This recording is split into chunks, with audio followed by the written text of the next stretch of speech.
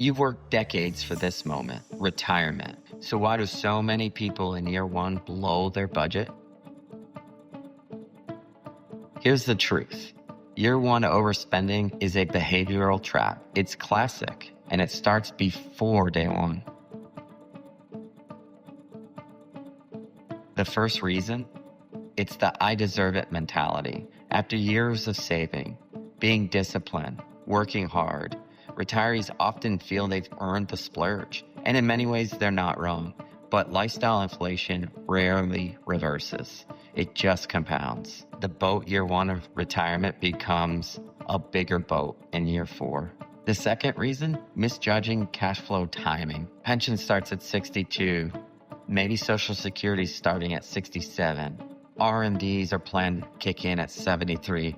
Many forget not all income arrives on day one, but spending certainly does. And for our plans, every detail is planned out to get the most from your money and to not leave anything on the table. So a massive splurge purchase in year one that wasn't expected could mean having to pull from an account that wasn't planning to be pulled from for years.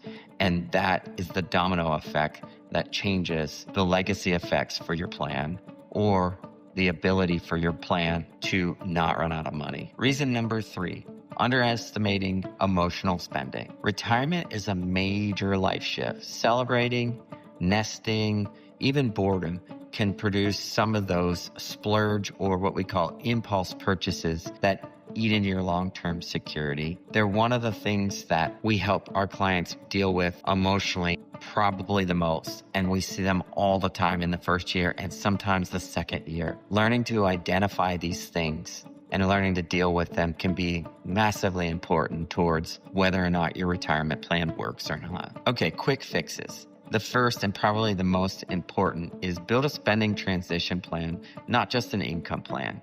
And what I mean by that is I see it all the time. Folks say, I want to spend $120,000 a year. That's what I want to do every year. Be realistic. Maybe year one, you want to spend more than that, right?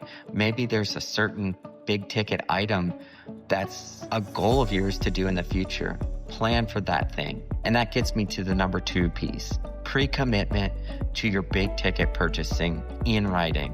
Big ticket purchases and wants, not needs, they're fine to spend on.